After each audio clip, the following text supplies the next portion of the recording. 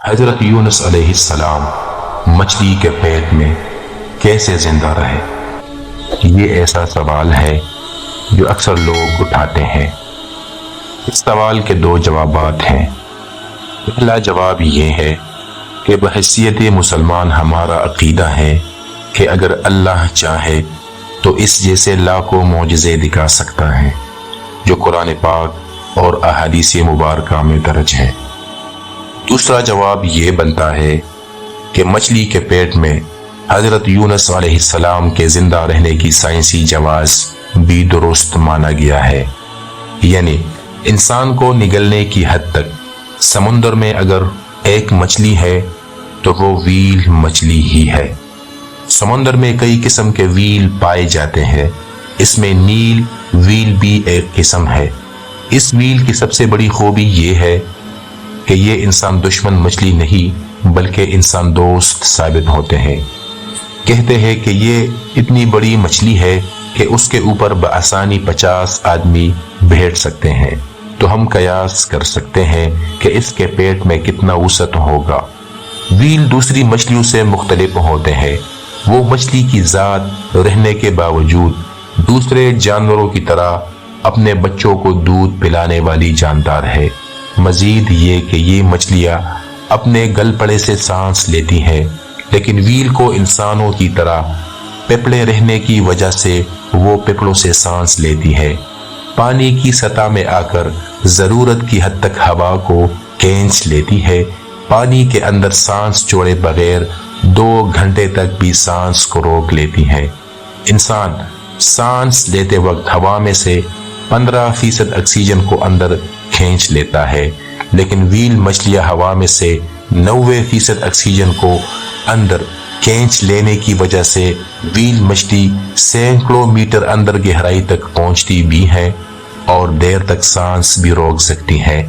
Well کی اس خصوصیت کو ذہن میں رکھے تو وہ جتنی آکسیجن اندر جمع کرتی ہے اس کے ذریعے سے حضرت یونس علیہ السلام کو سانس لینے کے لیے کافی ہے۔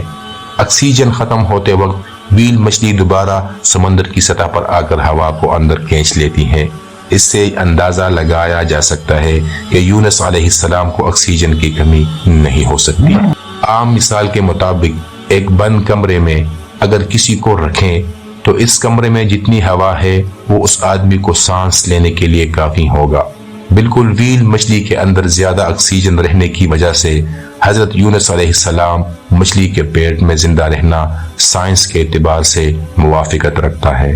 اس میں سائنس کے لحاظ سے سوال اٹھانے کا کوئی موقع نہیں، جیسے اللہ پاک قرآن پاک میں ارشاد فرماتا ہے، بس ہم نے اسے کھلے میدان میں ڈال دیا، وہ اس وقت شدید بیمار تھے اور ہم نے ان پر سایہ کرنے والا ایک سایہ دار درخت لگا دیا۔ سورہ صافات آیت نمبر 145-146۔ حال ہی میں ورلڈ نیوز ڈیلی رپورٹ کے مطابق 54 سالہ مچیرا لوگی مارکیز چند دن پہلے سمندر میں لاپتہ ہو گیا تھا۔ ہسپانوی کوسٹ گارڈ نے اس کی بہت تلاش کی مگر کوئی سراغ نہ ملا، جس کے بعد اسے مردہ تصور کر لیا گیا۔ اب یہ صاحب اچانک نمودار ہو گئے اور دنیا کو ایک عجیب و غریب کہانی سنا دی۔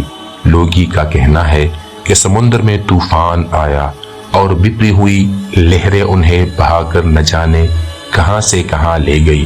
پھر ایک بلو ویل مچھلی نے انہیں نگل لیا اور اگلے 3 دن وہ اس دیو قامت مچھلی کے پیٹ میں رہے۔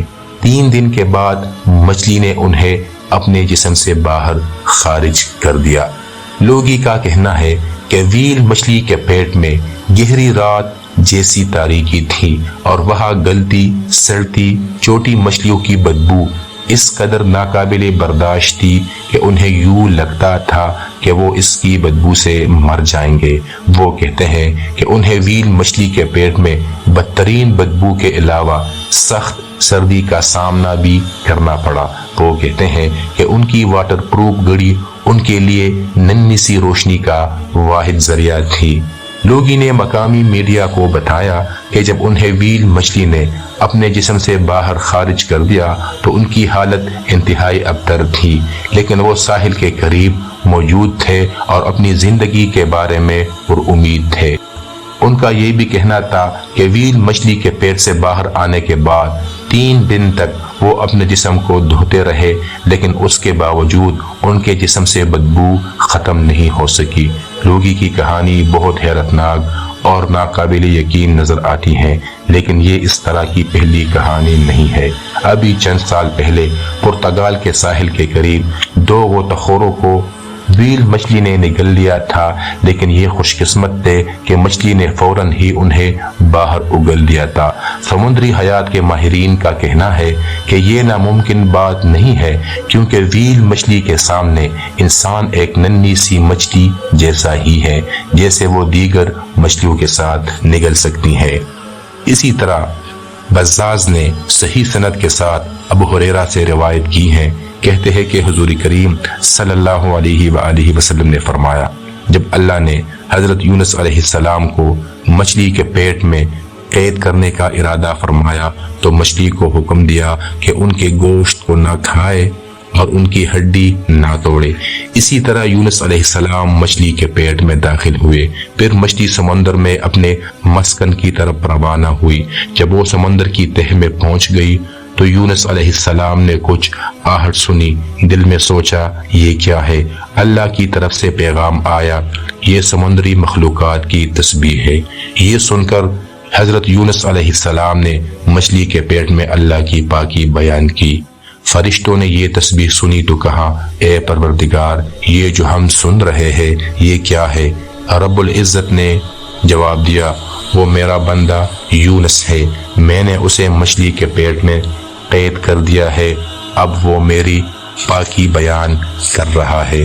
فرشتوں نے کہا، اے اللہ، وہ تو نیک بندہ ہے، روزانہ آپ کی خدمت میں اس کی طرف سے عمل صالح آتا ہے۔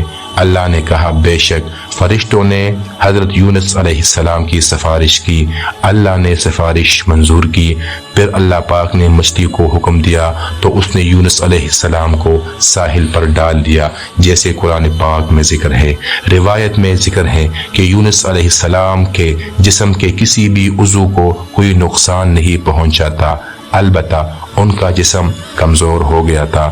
اللہ تعالیٰ نے ان کو کدو کی بیل کا سایہ پہنچایا تھا اور اس کدو کے بیل کے نیچے تا صحت قیام پذیر رہے اور آپ کا جسم درست ہو گیا۔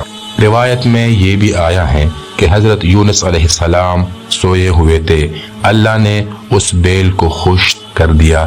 یونس علیہ السلام بیدار ہوئے، گھبرا کر رنج و غم کرنے لگے۔ اللہ پاک نے وحی بھیجی، اے یونس، ایک بیل کے سوکھنے پر تم اظہار غم کرتے ہو اور لاکھوں انسانوں کی موت پر اظہار غم نہیں کرتے، جنہوں نے توبہ کی تھی اور ان کی توبہ قبول ہو گئی تھی۔ یوں اللہ پاک نے حضرت یونس علیہ السلام کو بھی معاف فرما دیا اور اس کی قوم کے تمام لوگوں کی توبہ قبول کی۔